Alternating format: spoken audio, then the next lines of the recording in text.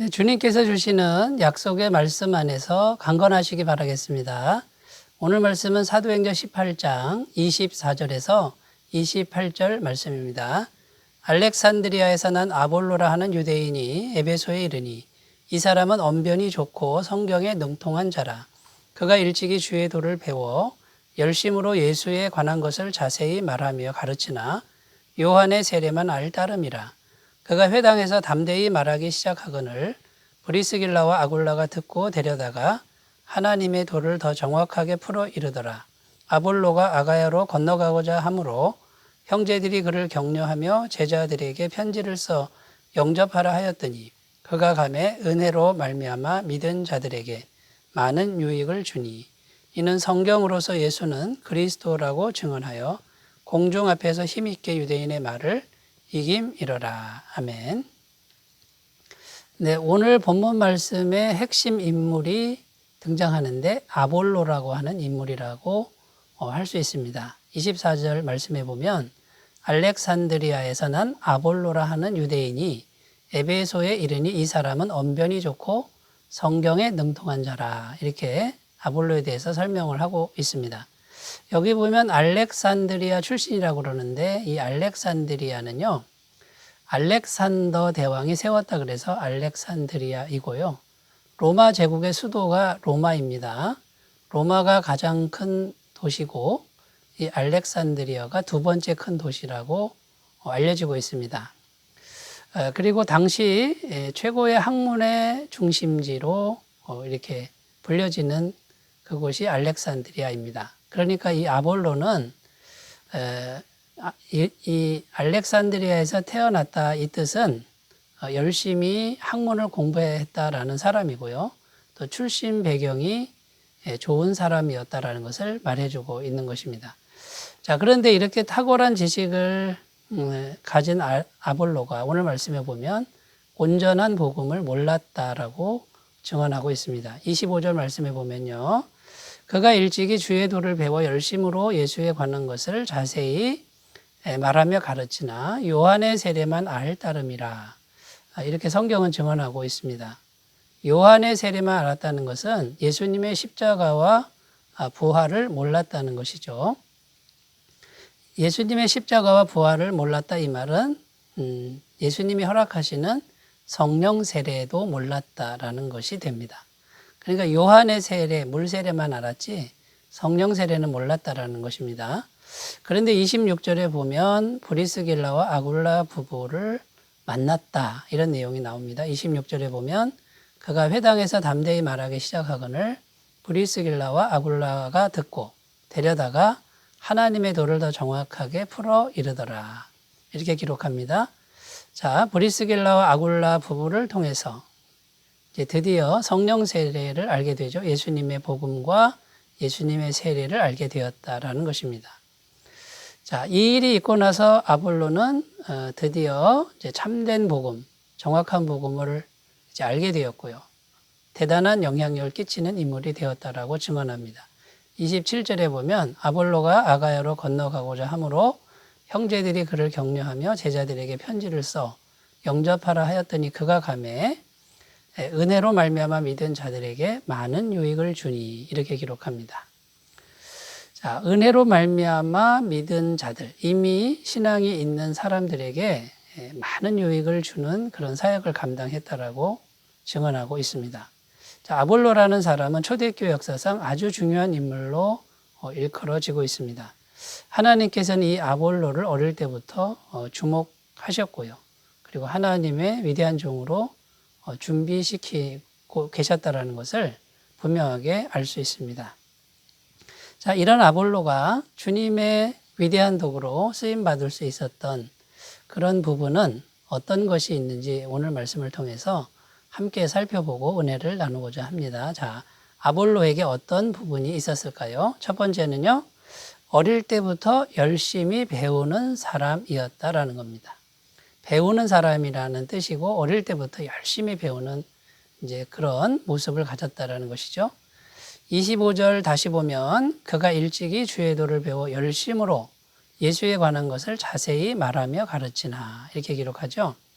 여기 보면 아볼로의 성품 두 가지가 나오는데 첫째는 일찍이 주의 도를 배워 이것이고 둘째는 열심으로라는 이런 단어가 나옵니다. 자, 일찍이 주의 도를 배워에서 배워는 반복적으로 배우는 걸 의미합니다. 그러니까 어릴 때부터 배우고 또 배우고 참으로 성실하게 배우고 또 배우고 이런 태도를 말하는 것이고요. 열심으로라는 단어의 뜻은 끌어오르는 영이라는 뜻인데 가슴 속에서 정말 열정적으로 성경을 공부했다라는 것을 말합니다. 그러니까 성경을 향한 열정이 남달랐고 어릴 때부터 배우고 또 배우려고 했던 그런 사람이었기에 이런 사람을 주님께서 귀히 쓰시는 것은 당연하다라는 그런 말씀이 되겠습니다. 이렇게 하나님은 어릴 때부터 성실한 태도로 열심히 배우는 사람을 주목하시고 사랑하신다라는 것입니다. 구약 성경의 다윗 왕을 보시면요. 다윗 왕도요. 20살이 되기 전에 사무엘 선지자가 찾아가서 차기 왕으로 기름을 붓는 그런 성경의 내용이 나오는 것입니다. 우리나라 나이로 17세 정도라고 일컬어지고 있고 직업도 귀한 직업이 아니라 목동이었습니다. 그런데 다윗은 어릴 때부터 성실했고 열정적이었고 순종적이었습니다. 그래서 그 중심의 태도를 하나님께서 보셨다라고 증언하죠. 사무엘상 16장 7절 여호와께서 사무엘에게 이르시되 그의 용모와 신장을 보지 말라. 내가 이미 그를 버렸노라. 내가 보는 것은 사람과 같지 아니하니 사람은 외모를 보거니와 나 여호와는 중심을 보느니라. 이렇게 말씀하고 있습니다. 여러분, 이제 우리의 중심의 태도는 어떠합니까? 하나님을 향한 성실함과 또 배우려는 이제 배우고 또 배우려는 태도가 있습니까? 열정이 있는지 돌아보셨으면 좋겠습니다. 자, 어릴 때부터 열심히 배우고 또 배우는 사람 첫 번째고요. 두 번째는 말씀 앞에 겸손한 사람이었다라는 것입니다. 26절 말씀에 그가 회당에서 담대히 말하기 시작하거늘 브리스길라와 아굴라가 듣고 데려다가 하나님의 도를 더 정확하게 풀어 이르더라. 여러분 여기 보면 브리스길라와 아굴라 부부가 이 아볼로를 데려다가 하나님의 도를 더 정확하게 풀어 이르더라 이렇게 되어 있는데 가르쳤다는 겁니다. 그러니까 이 아굴라 부부는 이미 성령 세례를 경험한 사람들이죠. 거듭난 상태인데 아볼로가 강의하는 것을 들으니 이 성령 세례와 거듭남에 대한 부분이 없었다라는 겁니다. 그러니까 당연히 가르치었다는 건데 여러분 한번 생각해 보십시오. 이 아볼로는 당대 최고의 석학입니다. 오늘날로 말하면 박사학위를 여러 개 받은 사람이라고 보면 됩니다. 그런데 브리스길라와 아굴라 부부는 어떤 사람이냐면 그냥 평범한 천막 제조업자에 지나지 않습니다. 그런데 여러분 말하자면 박사님이 평범한 사람에게 가르침을 받는 것과 같습니다. 그것도 어릴 때부터 배우고 배웠던 성경에 대해서 가르침을 받는 이제 그런 상황을 한번 생각해 보십시오. 그런데 놀라운 것은 이 아볼로는 겸손하게 배웁니다. 이 아볼로의 겸손이 하나님 앞에 귀하게 보인 것이죠. 당대의 최고의 지식인이 정말 많은 걸 알았을 텐데 이 브리스길라와 아굴라 부부에게 가르침을 겸손히 받고 있다라는 것입니다. 하나님께서는 말씀 앞에 겸손한 사람을 귀히 보시고 사랑하신다라는 것입니다. 잠언 16장 20절 말씀 삼가 말씀에 주의하는 자는 좋은 것을 얻나니 여호와를 의지하는 자는 복이 있느니라. 자, 하나님 말씀이라면 언제나 겸손한 사람이 복이 있다 그럽니다. 신명기 28장 1절 내가 내 하나님 여호와의 말씀을 삼가 듣고 내가 오늘 내게 명령하는 그의 모든 명령을 지켜 행하면 내 하나님 여호와께서 너를 세계 모든 민족 위에 뛰어나게 하실 것이라. 여러분 하나님의 말씀 앞에 겸손한 사람 세계 모든 민족 위에 뛰어나게 하신다라는 약속의 말씀입니다.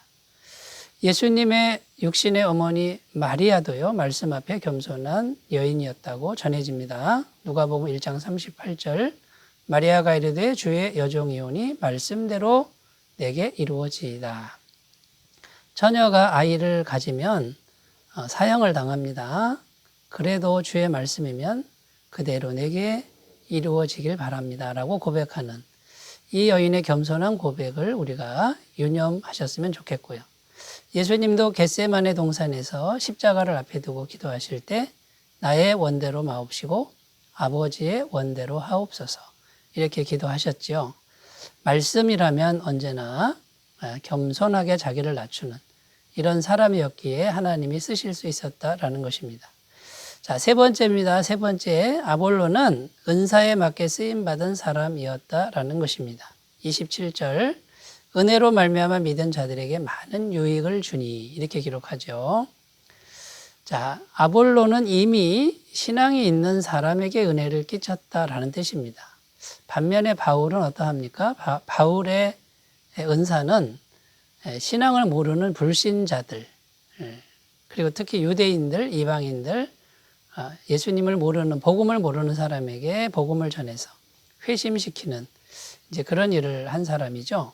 근데 아볼로는 이미 회심한 신앙인들을 대상으로 그 신앙이 성장되도록 도왔다라는 것이고, 아볼로는 그쪽으로 은사가 능력이 발달된 사람이었다라는 것입니다.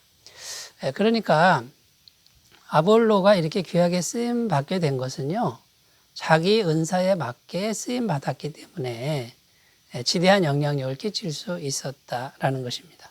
여기서 우리가 생각할 것은 목회자들마다 은사가 다 다르고 다양하다라는 것을 우리가 인정해야 될 줄로 믿습니다.